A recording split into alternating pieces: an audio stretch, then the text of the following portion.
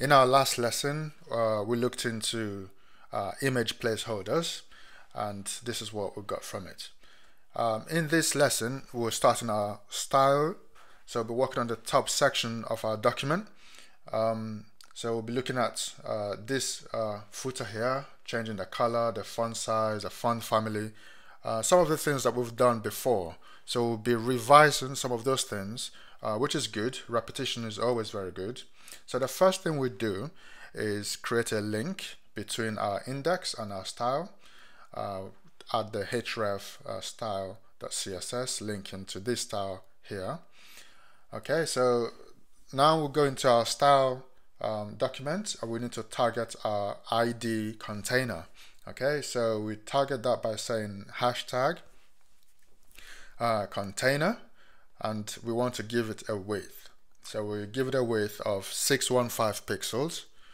Okay, and we want to give it a border of 1 pixel, red and dotted, so we can see the space it takes up on our screen.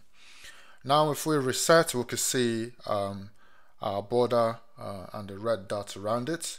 We'll leave that as it is for now, and we want to give it a margin auto so that it centers.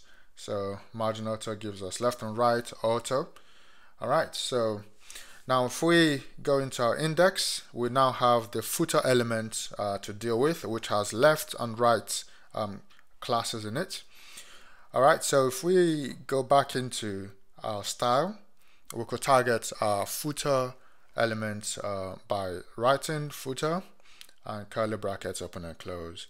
And within that, we put our font family, and we use a font family having a next, and we fall back on some default font families like Arial and Serif. Okay. And the other thing for footer is the font size. So we give it a font size of 13 pixels. So everything within the footer element will be 13 pixels. So if we reset, we could see the font size has changed, and we want to change the color also. And the color I've written down is some hexadecimal values, which are hashtag 4B9CBE, and we terminate with a colon. Okay, so if we reset, we can see the color has changed, so our style is working as we want it. We also need to add a border to the bottom section of the footer. So we could say border bottom 3 pixels, and we'll put the hashtag is a grayish color, which is 7A, 7A, 7A, and we say solid. Okay, so that basically will look like this gray border here. Okay, so we'll save what we've done so far, and we reset, and that's what we have. Okay, so that's looking very good. We need to have a space, a padding just below there. Okay, so if we go into our footer, we could add that space by saying padding, and we'll say bottom, and we say 12 pixels. So the padding will be on the bottom of the footer, and we reset, and that's what it gives us. Right, so now if we go into our index, we have the left and right footer classes. So we could come here, we could target those classes by saying dot left footer. Okay, and we could say we'll tell it to float left, and we want to target the right footer class by saying right footer and curly brackets, and we say float right.